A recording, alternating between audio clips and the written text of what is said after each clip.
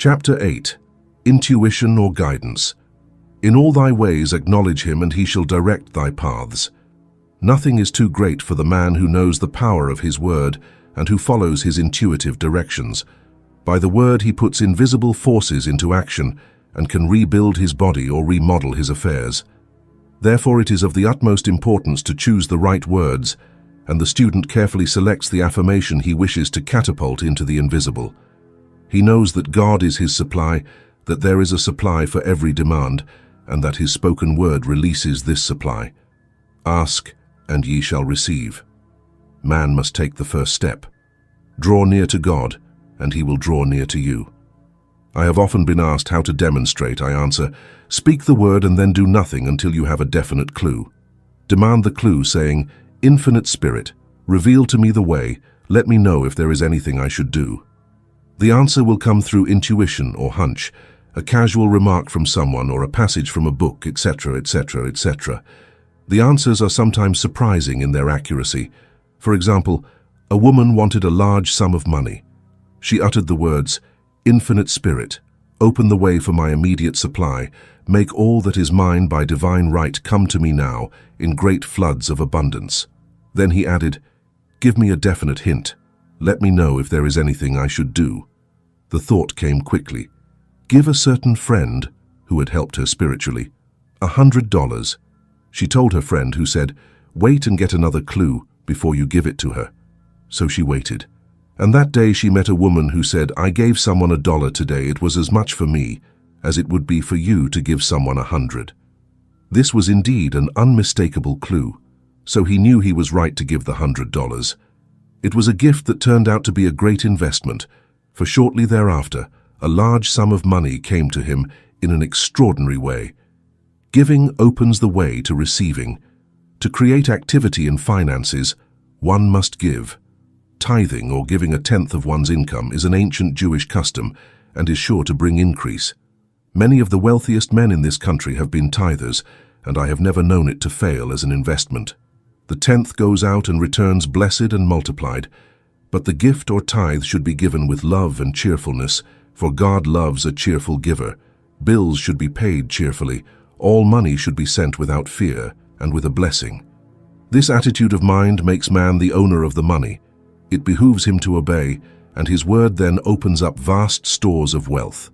Man himself limits his supply by his limited vision. Sometimes the student has a great understanding of wealth, but is afraid to act. Vision and action must go hand in hand, as in the case of the man who bought the fur coat. A woman came to me to ask me to say the word for a position. So I asked, Infinite Spirit, open the way for the right position for this woman. Never ask for just a position. Ask for the right position, the place already planned in divine mind, for it is the only one that will give satisfaction. Then I gave thanks that she had already received and that she would manifest quickly. Very soon she was offered 3 positions, 2 in New York and 1 in Palm Beach, and she did not know which one to choose. I said, ask for a definite lead.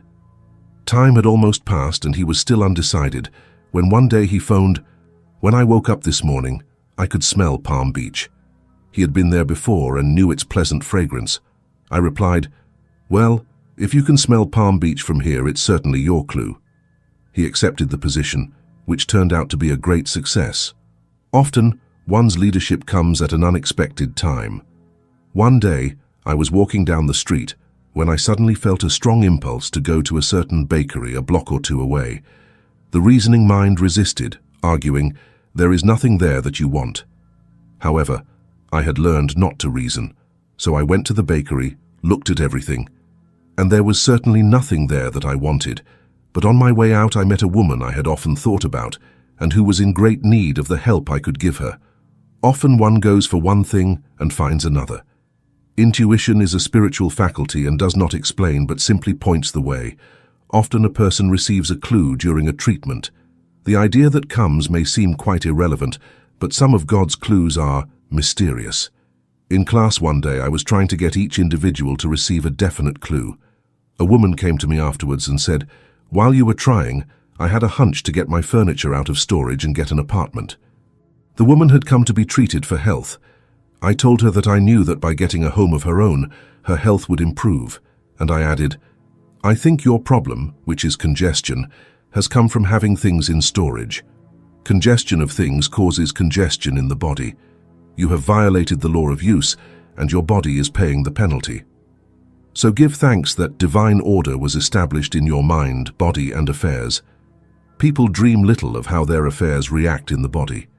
There is a mental correspondence for every illness.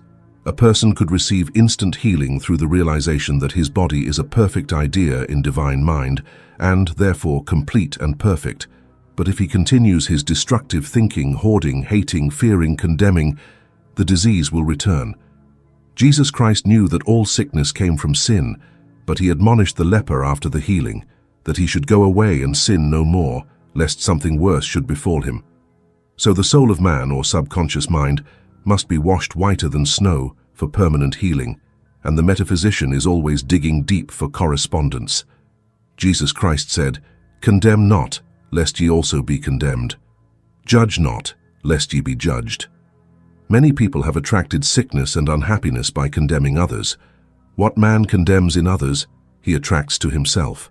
For example, a friend came to me angry and distressed because her husband had left her for another woman. She condemned the other woman and said continually, she knew he was a married man and had no right to accept her attentions. I replied, Stop condemning the woman, bless her, and end the situation, otherwise you are attracting the same for yourself. She turned a deaf ear to my words, and a year or two later, she became deeply interested in a married man, herself. The man catches a live rope every time he criticizes or condemns and can expect a shock. Indecision is a stumbling block in many paths. To overcome it, make the statement repeatedly, I am always under direct inspiration. I make right decisions quickly. These words impress the subconscious, and soon one finds himself awake and alert, making his right moves without hesitation. I have found it destructive to seek guidance on the psychic plane, for it is the plane of many minds and not of the one mind. As man opens his mind to subjectivity, he becomes a target for destructive forces. The psychic plane is the result of man's mortal thinking and is on the plane of opposites. It can receive good or bad messages. The science of numbers and the reading of horoscopes keep man on the mental or mortal plane, for they deal only with the karmic path. I know a man who should have died years ago according to his horoscope, but he is alive and is a leader of one of the greatest movements in this country for the upliftment of humanity. It takes a very strong mind to neutralize a prophecy of evil. The student should declare, all false prophecy will come to naught. Every plan which my Father in heaven has not planned will dissolve and dissipate. The divine idea is now fulfilled.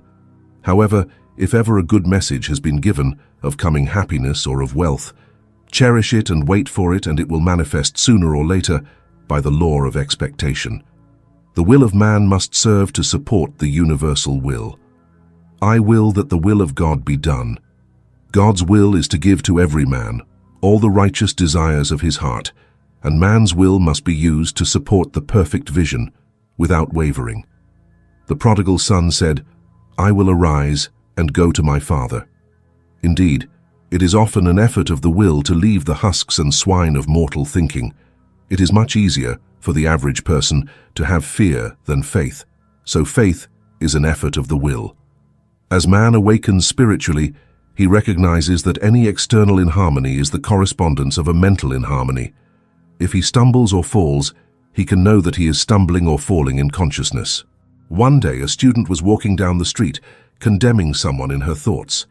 She was mentally saying, that woman is the nastiest woman on earth, when suddenly 3 Boy Scouts rushed around the corner and almost knocked her down. She did not condemn the Boy Scouts, but immediately invoked the law of forgiveness and saluted the divinity of the woman.